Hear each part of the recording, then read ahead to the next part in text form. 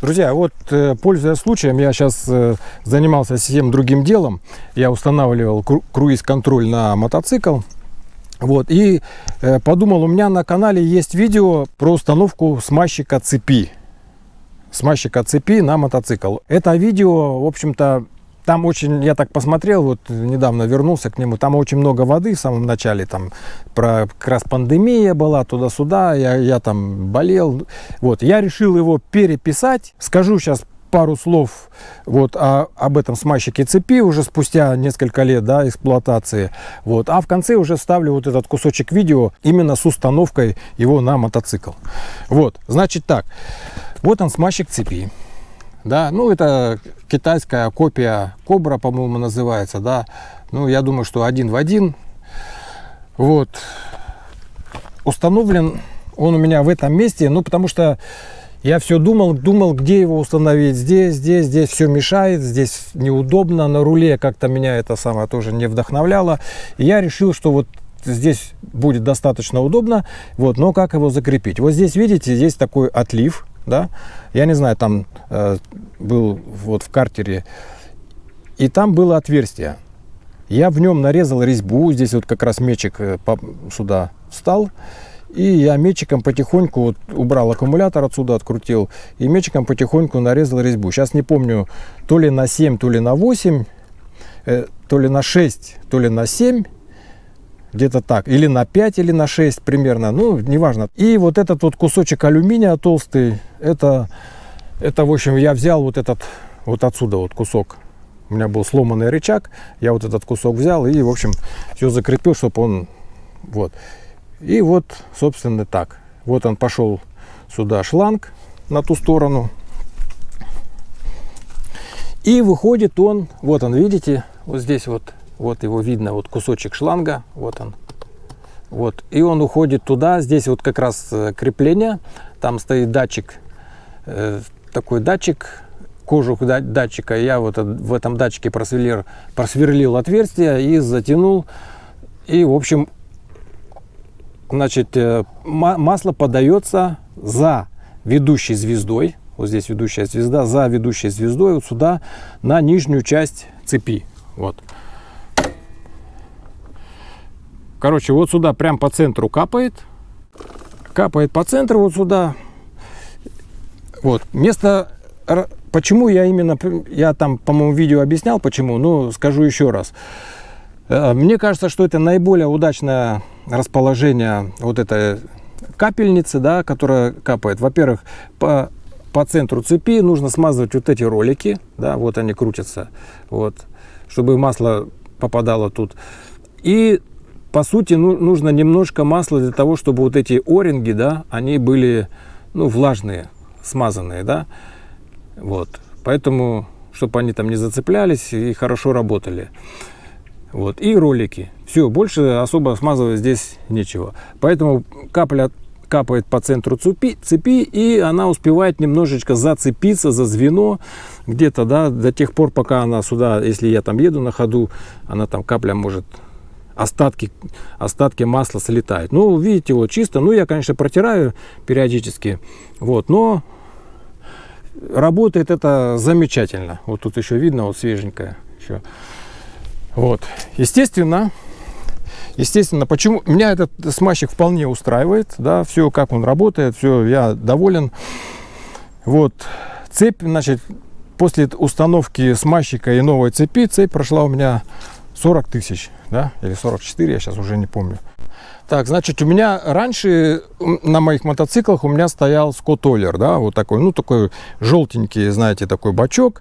Вот, на Ямахе у меня стоял, на МЦ-те, я здесь его к раме крепил, чтобы сюда наливать.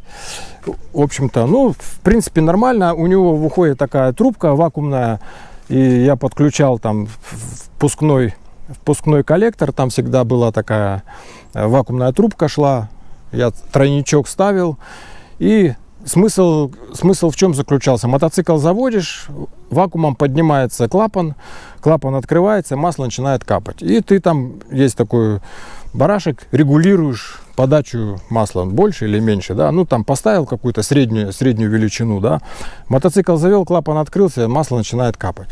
В общем-то, все, в принципе, нормально было, но проблема еще в том была, что вот эту бутылочку надо с собой возить, и в этой бутылочке должен быть обязательно такой шланчик, чтобы через этот шланчик накручиваешь и туда, в этот скотт-оллер, наливаешь масло, потому что там такая маленькая дырочка, отверстие такое там, и чтобы туда наливать. Было не очень удобно, как бы вот момент заполнения маслом. Это первое. Ну и второе, как бы он у тебя постоянно работает на работающем двигателе, постоянно работает, ну, открыт клапан, да. Здесь я сам регулирую. Сейчас у меня цепь смазанная, погода замечательная, шикарная. Я фигачу 1000 километров там. Не обязательно ее смазывать, потому что я остановился где-то на заправке, глянул, она еще влажная, вполне смазанная. Что ее мазать лишний раз, да? Потому что какой смысл в этом? И еду дальше. Ну, крутнул один разок, пускай там, один разок в день. Он там покапал, чуть-чуть смазал. Если там, допустим, выходишь на дорогу, там по пыли там проехал туда-сюда, ну, покрутил там чуть почаще, да, вот, или дождь. Вот, ну, в дождь, конечно, смазывать как бы тоже смысла нет. Ну, как дождь закончился, я сразу раз, профигачил, значит, дождем, водой все масло смыло. Дождь кончился, я выехал на сухой асфальт, сразу повернул разок, второй, может, третий, цепь смазалась, и все, едешь дальше. Больше не смазываешь. То есть ты сам регулируешь вот этот оптимальный режим, да, больше, меньше. Поэтому ничего здесь такого нет. Вот сидишь, вот здесь вот нога, руку опустил, повернул, и все нормально. Вот, поэтому ничего не надо лишнего. Вот, никаких проводов, никаких сенсоров, никаких датчиков, ничего здесь нет. И все работает просто шикарно. Значит, масло я применяю для гипоидных передач, для вот, ну, знаете, которое наливается в задние мосты, да, вот. И, да, что еще хорошо, вот, ну, по идее можно там применять любое масло, там как бы нету в этом какой-то там проблемы. Чуть просто немножко погуще, и чтобы она такое была липкая, чтобы она прилипала к цепи, да, не смывалась просто, а прилипала. Вот этот эффект должен быть. Еще что, какое преимущество над скотт-оллером, на мой взгляд, потому что вот эта доступность, да, вот я крышечку открутил, и я прям литровую банку купил, например, масла, да, кончилось у меня, литровую банку купил, и я могу прям с банки сюда наливать. Кручу вот так, наливаю, и все очень удобно. Мне не нужно никаких приспособлений, ни воронок, ничего. Все отлично. Вот, за все время, сколько он уже, это какой год, 20-й был, по-моему, да, вот 20-й, 4 года, вот, он начал у меня подтекать, вот, но не здесь, здесь у него о-ринг такой стоит, да, вот. Вот. Но я думаю, еще потому, что он все-таки у меня стоит на двигателе, и какая-то вибрация постоянно есть. И возможно, что вот, о-ринг немножко быстрее подносился, чем обычно. Да? И стал туда проникать воздух, а если воздух туда попадает, то оно самотеком вытекает. И у меня просто в гараже я смотрел, масло капает. Утром пришел, там лужица такая, короче. Вот. Ну, я о-ринг потом поменял, подмотал там чуть-чуть, и теперь опять все нормально. Вот. Я единственное, что вот потом подумал, вот у меня здесь вот этот шланг, да, и он так вот идет и на ту сторону. Мне надо было его поднять сюда наверх и опять опустить туда вниз. Тогда бы даже если воздух попадал сюда, то, потому что, да, выше вот этого бачка шланг вот так бы проходил, и все. Ну, посмотрим потом, если снова побежит, я, может быть, новый шланг прокину, и все будет нормально. Выше подам, потому что ты закрутил, давление создалось, оно все равно выдавит масло, да, в любом случае, даже если выше он будет. Но зато в случае попадания туда воздуха, оно самотеком уже бежать не будет. Вот. И еще что, значит, я взял трубку, алюминиевую трубку, ну там видео будет, да, алюминиевую трубку, и в эту трубку вставил вот этот шланчик. Трубку можно изогнуть так, как удобно, где там посмотреть. И, в общем, я ее туда вот так завел за цепь и к ведущей звездочке вывел. И она довольно стабильно стоит и все отлично смазывает. Поэтому вот 4 года он у меня установлен, я доволен. И могу только посоветовать. Вот. Если вы так установите. Но еще проблема в том, что обычно устанавливают его вот здесь, да, вот эту капельницу, да, саму. Вот, но так как маятник, да, особенно по грунтам, когда едешь, там он постоянно вот это трясется, мне показалось, что здесь как бы все это довольно ненадежно. И всякие вот эти кабель-биндеры, кто они там, стяжками, все это как-то... А здесь, видите, ничего не видно, да. Ну, единственное, что, да, вот, единственное, здесь вот следы масла видны, но я об этом знаю. Я знаю, что это не с двигателя, да, а вот со смазчика. Вот, тут, да, немножко так. Но это не грязь, это смазка. Ну вот и все, друзья, на этом я заканчиваю. В общем, сейчас я вставлю вот этот кусочек видео старого. Посмотрите, как я его устанавливал. Вот, и... Ну и все. Всем удачи, всем добра, счастья, любви. Пока. Вот. Значит, тут я отмыл как смог всю эту липкую ерунду.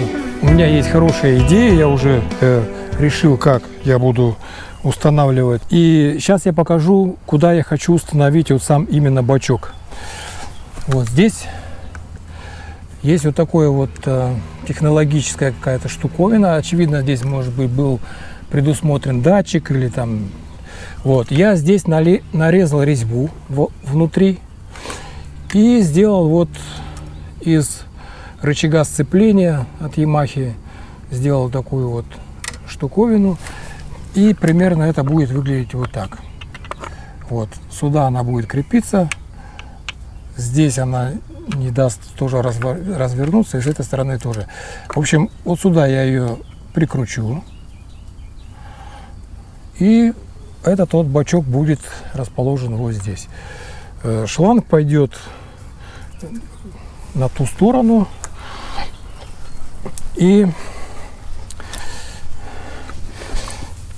вот здесь шланг я заправлю, в общем, в алюминиевую трубку. Вот эта алюминиевая трубка, я ее здесь вот закреплю. И, значит, подача масла будет производиться на вот эту разгруженную часть цепи в районе ведущей звездочки. Итак, друзья, в общем, все, в принципе, я уже все установил. Смотрим. Вот бачок. Вот стоит вот это вот так. Ну, понятно, да? Сюда вращается, сюда вращается. Все, я его здесь прикрутил. Он в доступности, всегда можно повернуть. Я не хотел все это вешать на руль, тянуть там эти трубопроводы всякие разные. Вот. Считаю, что это хорошее такое место. И самое главное вот здесь. Вот сюда заходит, значит, трубка.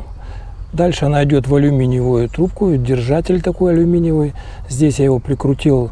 Здесь, очевидно, такой защита датчика стоит. Вот. Все это силиконом залил. Сейчас он схватится, будет все хорошо. И, собственно, вот оно, сопло, откуда будет капать масло. Ну вот, в общем,